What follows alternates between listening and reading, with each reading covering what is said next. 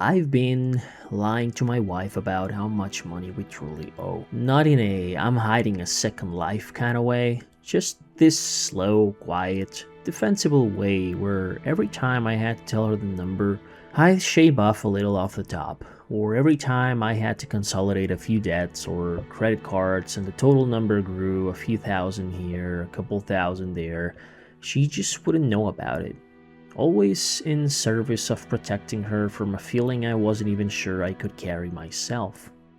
Let me be clear, she knows we're in debt. She just doesn't know how deep. And I also want to say that I know this is very wrong, and I know I should be honest about it. You see, I've been sitting with the fact for a while now, trying to figure out how to talk about it, because the more I realize that the debt isn't actually what this video is about. It's about why I lied. I want to give you a number first because I think numbers ground things. We owe about $50,000. In the US, this might seem like a pretty standard number, but for context, in my country, that's more than most people make in 4 or even 5 years of work. It is a lot of money. It is also somehow only a number, and the number is the smallest part of what I'm carrying. Most of it came from the Canada trip. I made a whole video about that one if you want to watch it, but the short version is my wife wanted us to move to another country to start a new life. Things went wrong, we stopped feeling safe, and we ran out of money. And I had to bring us back before it fully broke us. So I had to take out loans to get us back safely and settle here again. But if I'm being really honest, the Canada trip didn't create the debt, it just made it impossible to ignore. We had been in debt for a while before that. Not terribly, I think back then it was just about the average, and just when I thought I was starting to learn about financial responsibility, savings, investments, budgets, and I just started to try and fix it, the trip happened. It was not a responsible thing to do, but then again, it's not like a gun was being held against my head. I chose to say yes. I chose to promise my wife that things would be alright and that we would make it work despite not being convinced myself. But after taking on all of this debt, we just drifted back into the same patterns, the same small spending, the same little decisions, and I couldn't figure out what was wrong with me because I wanted to fix it. I really did. But wanting to fix something and being able to fix it turned out to be two very different things. The moment I actually understood how bad it wasn't when I looked at the statement. It wasn't a single big realization moment either. It was in Canada, late in the trip, when the math wasn't adding up, that eventually, when the next school term would be due, I would not have enough money for it. That one of the best ways to improve the safety situation would be to get a car, but we just couldn't afford it at all. Then, when I did the math on what it would cost us to get back home, and I realized I didn't have it, that it would mean paying rent and food or getting those plane tickets. Then, when I did the math on what it would cost to get us back home, and realized I didn't have it, that it would mean paying rent and food or getting those plane tickets. And the only way to get us back was to take out another loan, on top of all the loans I had taken to get us there in the first place. So I did, and then I took out another one to settle back in once we landed. And somewhere in the act of taking out that loan, I understood that it wasn't a thing I can outwork. This isn't a thing I can budget my way through. This is bigger than me, and it has been bigger than me for a long time, and I just hadn't been willing to look at it. I'm still paying for those loans, and I'll be doing so for years. And I'm going to try and describe what it feels like to carry this, because I don't think people who haven't really get it. 90% of my waking hours are about money. I'm not exaggerating that number for effect. I mean it literally. When I'm working, I'm thinking about money, or really the lack of it. When I'm eating breakfast, I'm thinking about money. When I'm talking to my wife about something completely unrelated, there's a part of my brain that is at all times running the numbers. Minimum payments, due dates, interest, how much I need to make this month versus last month, how much I can defer and for how long. It never stops. There is no quiet in my head. There hasn't been for years. It's anxiety, it's pressure, it's embarrassment, guilt, anger, Mostly anger at myself, but sometimes at the situation, and sometimes at no one in particular. It's the kind of weight that doesn't go away when you sit down. It doesn't go away when you sleep, it just sits there all the time, and you learn to function around it the way you learn to function with a chronic pain. And the thing it really costs, more than the money, is peace, is happiness, choice. It's the freedom to make a decision about anything in your life based on what you actually want instead of what you can't afford. It is the version of your marriage where your wife doesn't have to work a job that makes her miserable but does anyway, and tells you she's fine and you both know she isn't. It is every plan you couldn't make, every trip you couldn't take, every emergency you don't know how to handle. It is the slow erasure of the future you thought you'd have.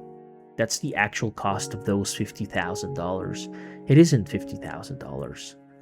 So, okay, back to the lying. I don't tell my wife the real number. She knows there's that. She knows it's a lot, but she doesn't know all of it. And my family thinks I'm doing better than I am. They think the move back from Canada was a reset, that we're rebuilding now, that the worst is behind us. It isn't. I let them believe it is because the alternative is admitting that I didn't just fail in Canada, that I've been failing for a lot longer than that. And I want to be clear about something. I'm not proud of any of this. I'm telling you because the channel only works if I tell the truth, and the truth includes the parts where I'm not the person I want to be. The lying isn't like a moral failure with a clear motive.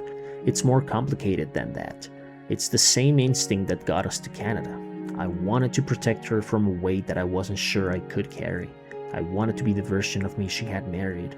I wanted her to be able to sleep, so I carried the actual number alone and gave her a smaller, more bearable number and told myself that was love, and I still don't know if it was love or if it was just easier than telling the truth. And there's the fact that she blames herself for the whole Canada thing. Hard. And I get why. She was the one who pushed for it. I was the one who said yes when I knew I should have said no, so in her head, she's the reason we're here.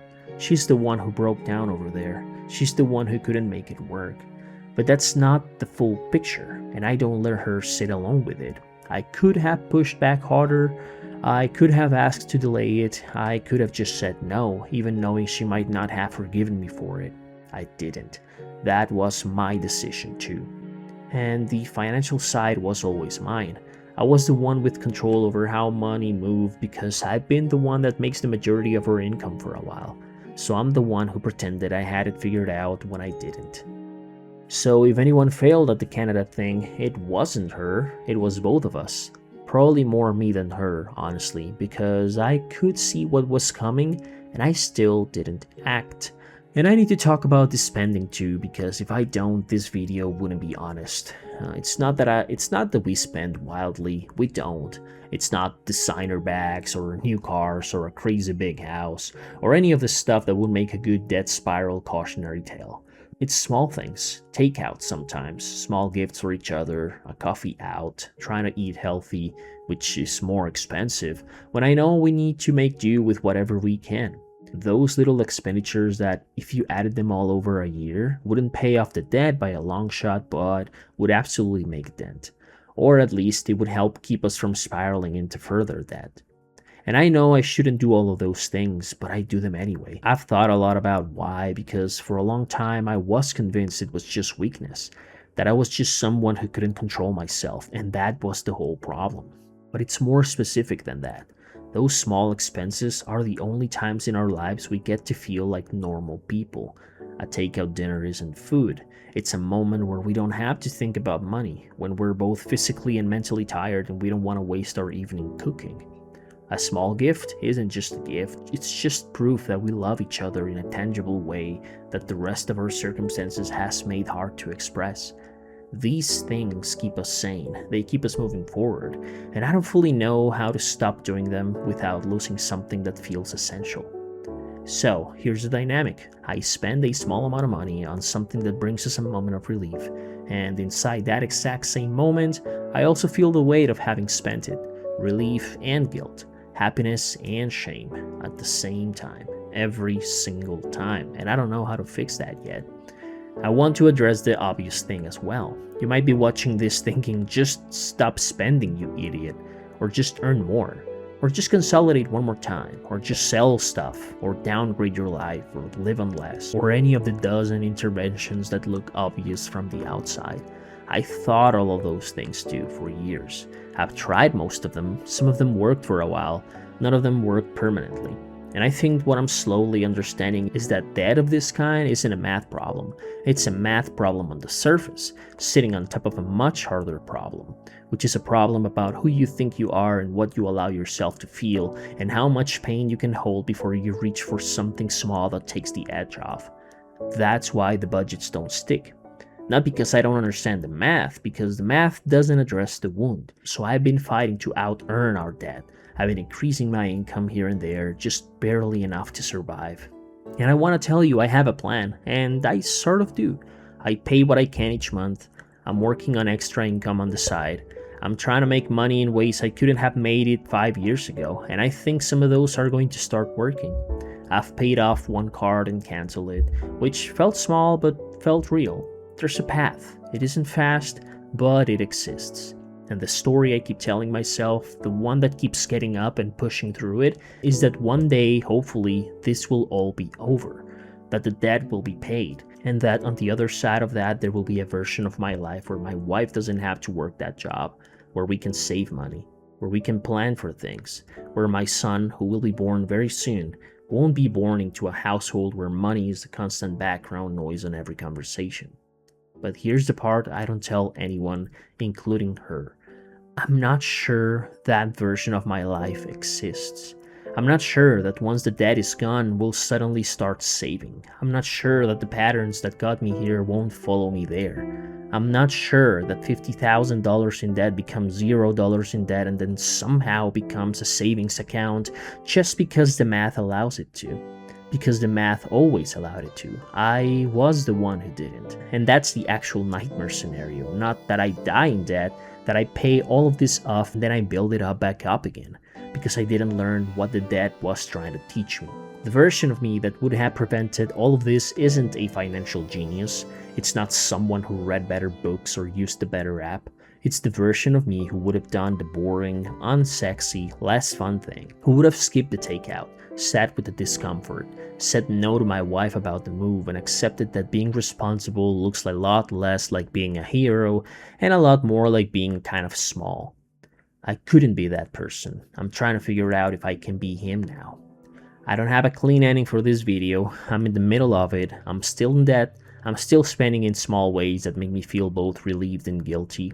I'm still not being fully honest with my wife. I'm still carrying the numbers in my head all day she doesn't know exist. But I told you, and that's a start.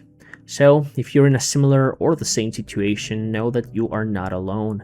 We are in this together and will hopefully eventually learn. Learn to be strong, to be the providers our family needs. I hope.